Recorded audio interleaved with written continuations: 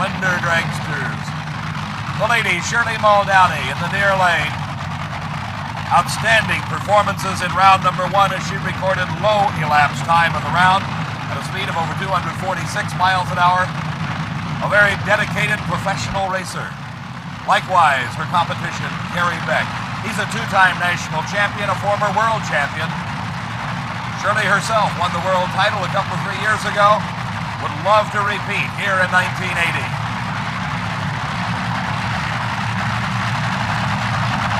The crowd on their feet here at State Capitol Dragway, all eyes pointed to the starting line. As it is Shirley Muldowney against Gary Beck.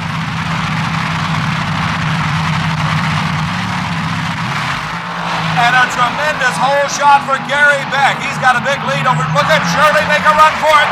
And at the finish line, it's a matter of inches.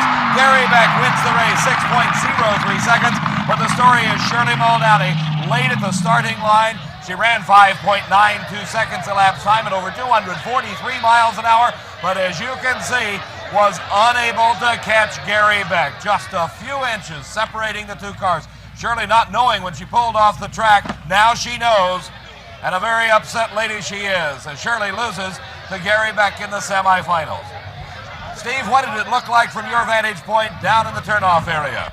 Well, Dave, down here, neither driver had any idea who won the closest drag race of the day. It still takes a driver in one of these machines. Horsepower alone is not enough. And Gary Beck gets off the starting line first to defeat a much quicker Shirley Muldowney. Steve, Gary's taking the car back into the pits where the Larry Minor crew will be working on it, getting it ready for the finals, where he will meet one of these two drivers. Jake Coughlin bringing a brand new Top Fuel dragster to this Cajun Nationals Championship. It's already earned him Top Speed of the Meet awards thus far at over 249 miles an hour, but he has got a very tough and intense competitor in Jeb Allen alongside of him. Looking at the Christmas tree from Jeb's point of view, Jake Coughlin, something going wrong. The car lurching off the starting line, getting a red light. It could be an easy run for Jeb Allen, but he doesn't take it easy.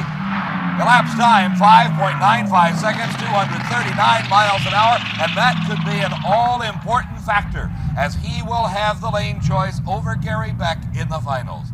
A dejected Jake Coughlin coasting through and making the turn off. He's happy knowing at least the car has the horsepower to run near 250 miles an hour. We'll be back at the Cajun Nationals in just a moment. The Wizards with wrenches are hard at work in Jeb Allen's pit area, preparing his mount for the final round of Top Fuel Eliminator. The engine stripped down to the bare bones, the cylinder heads and supercharger removed, the pistons checked, found to be bad, and removed and replaced, as Jeb getting ready for his race against Gary Beck. All this work done in about 45 minutes to an hour's time. The engine completely stripped, reassembled, and running with some 2,000 horsepower as Jeb Allen will be bringing it to the starting line in just a moment. Same type of action going on probably in Gary Beck's pit. Let's check in with Steve. Dave, here in the Gary Beck Larry Minor camp, a fresh engine has been wheeled out of the trailer, lowered into the chassis, and they're bolting it up right now. Now, this is the engine we saw propel this blue car to the quickest elapsed time in 4 years on our last Diamond P show, the Gator Nationals. It's a 5.71 motor, and they'll need that kind of performance to get by Jeb Allen. Before he has a chance to meet Jeb Allen, we've got some racing to watch, and it is the final of Pro Stock Eliminator. Two of the best Chevrolets in the country matched up in the finals. Lee Shepard, the winner thus far of two major NHRA championships this season, the Winter Nationals and the Gator Nationals. He's got a big lead in the World Championship Series. The man that finished number 2 last year, Frank Iaconio, in the far lane. The engine's high RPM and a great start by Lee Shepard. He is pulling away from Frank Iaconio. And Lee Shepard, making it 3 in a row, wins the Pro Stock Championship, 8.60 seconds. His speed over 159 miles an hour, and he's some $12,000 richer as a result of this Cajun Nationals Championship. And that brings us to the Cinderella story of Paul Smith. As the crewman squirts fuel through the injectors, Paul nods his head, the engine comes to life. For the first time in his some decade-long career, Paul Smith is in the finals of an NHRA national event. Paul and partner Larry Kugel have done an outstanding job preparing this car. They had to borrow the parts to get the engine back together to get it to this point. The body coming down, latched securely, and Paul pulls into the burnout area. Can you imagine what's going through his mind at the moment? After all the years and after all the hard work, the effort put forth today, what do you think about as you get ready to make the last run of the event? Then there's only going to be one winner. Will it be Paul Smith, or will it be the number 2 qualifier, Billy Meyer? Paul has been racing some 10 years. He's not a newcomer as far as his experience goes. Back in 1973 and 1975, he won divisional titles in the World Championship Series chase. Finished number 2 in the world in 1974 and number 3 in 1975. But in doing so has yet to win an NHRA national title. His competition, Billy Meyer, a 2-time national event winner. In fact, he was the youngest funny car driver ever to win a national title back in 1977. At the tender age of 23, he won the Fall Nationals. But the title at stake right now is the Cajun Nationals Championship for 1980. Paul Smith, Larry Kugel teaming up with the Sting. Billy Meyer, his 18-wheel trailer, a large supply of parts, did not have the problems Paul Smith and the low-budget crew had in getting to this final round. But budgets mean nothing when you reach this point. It's man and machine against each other over a quarter of a mile from a standing start. It's championship drag racing. And Billy Meyer into a wheel stand. Both cars crossed up off the starting line. They recover, and Billy Meyer wins it. Burns some pistons in the process, and something apparently going wrong with Paul Smith's car. But Billy Meyer's Waco, Texas-based funny car is your Cajun Nationals champ. Let's look again. You see the wheel stand by Billy Meyer. Both cars losing traction at the start. They head towards the center line. They drive away from it. And at this point, Billy Meyer pulls away as something going wrong in Paul Smith's car. Piston smoke pouring out of the headers for Billy Meyer, and it continues to pour off the car as we join Steve Evans. David's corner sight down here is the number 1 and number 2 qualifiers make it to the final round, but it's Billy Meyer winning the race as they both encounter severe handling problems. Meyer's car steaming out of every pore, oil, water, you name it. They had the motor plenty hopped up to win this one, but it wasn't horsepower. It may well have been the valuable experience racing go-karts that Billy Meyer had years ago that paid off here. He was the first to recover and back on the throttle. We're chasing him down here, trying to get him out of the car, and I guarantee you're going to see a happy young man, because his last national event victory was well over a year ago, finishing number 4 in the world last year. And out comes Billy Meyer of Waco, Texas. William, congratulations. What happened up there? You both were sideways. Mine did a wheel stand. Did it? And then it smoked the tires when it came on the wheel, and then I had to pedal. I got crossed up and almost crossed the center line. I couldn't believe he didn't come by me. And the last race in Gainesville, Florida, you did cross the center line, so you had to be a little paranoid about that. I was trying my heart out not to. I nicked her a little bit too, I think. By that he means burn some pistons, but you don't care right now. Pistons are cheap compared to the difference between win and runner-up. That's true, I appreciate it. And the points held right now. For sure. Paul Smith, the number 1 qualifier, congratulating Billy Meyer. And Billy says he did a wheel stand, had no steering, obviously. With the wheels in the air, the car got sideways. But he recovered nicely, and it's Waco Willie. And here comes his crew.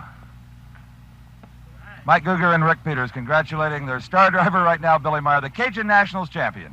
Steve, Billy Meyer's day is over, but an intense Jeb Allen is awaiting the Top Fuel final. We'll see it in just a moment. Okay? Okay. Yeah.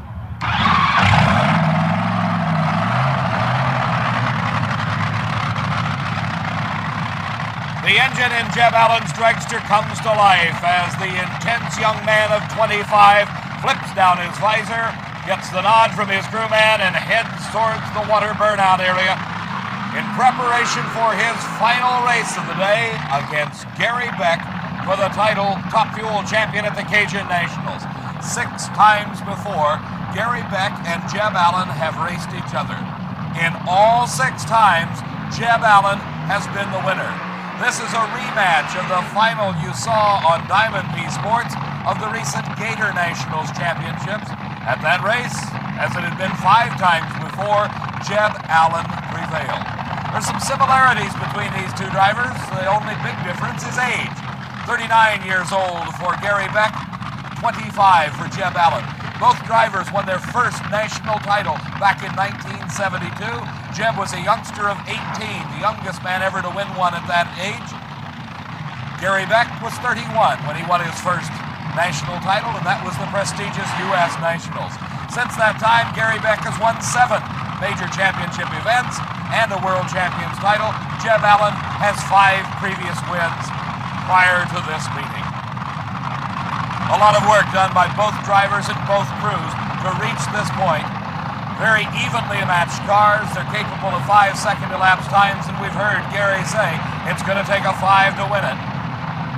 It's all on the line, some $10,000 in cash and contingencies, the Top Fuel title, and the valuable World Championship Series points.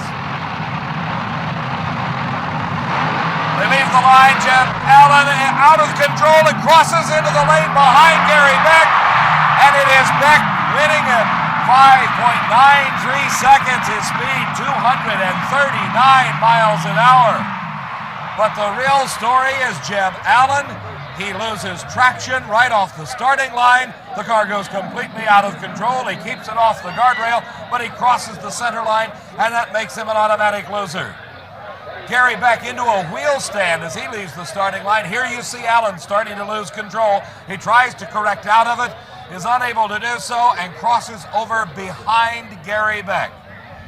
Quite a distance separating the two cars. No danger to Beck. You remember how intense Jeb Allen was before the race? Look at him now. Disappointment showing even through the helmet. A fellow competitor once described Gary Beck as having ice water for blood, a very non-emotional person, but I don't think we're going to see that when the helmet comes off. It's been since 1976 since Gary Beck won an NHRA national event. He won a world title prior to that, 2 U.S. nationals titles. He now has a commanding lead towards the world championship. Congratulations, Gary Beck. Thank you very much, Steve.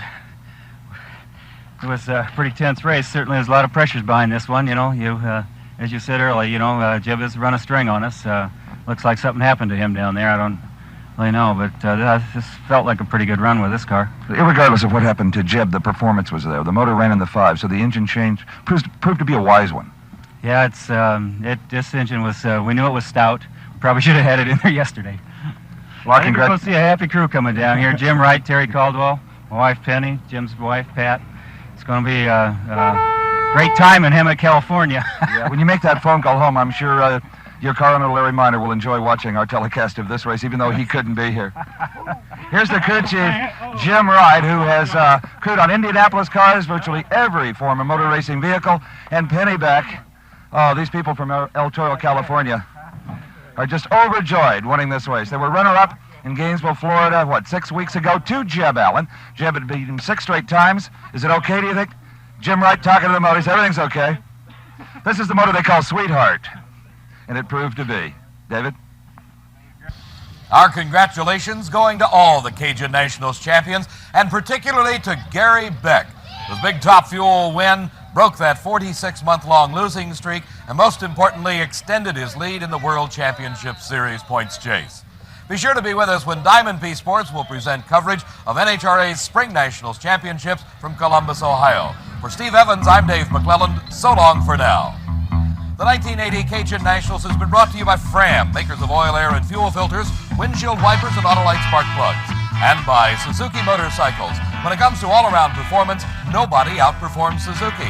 And by Goodyear Arriva, a steel-belted radial so new, even its footprint tells you it's different. Promotional consideration provided for and a fee paid by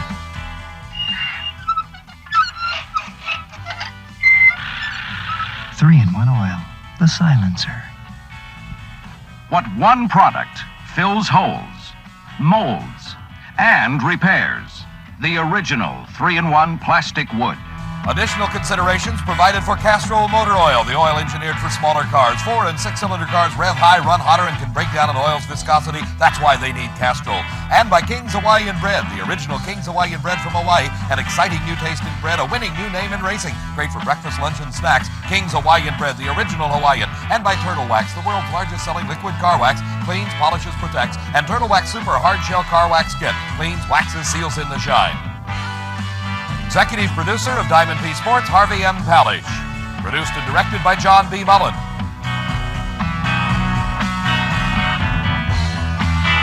Coverage of the 1980 National Hot Rod Association Cajun Nationals is a presentation of Diamond P Sport.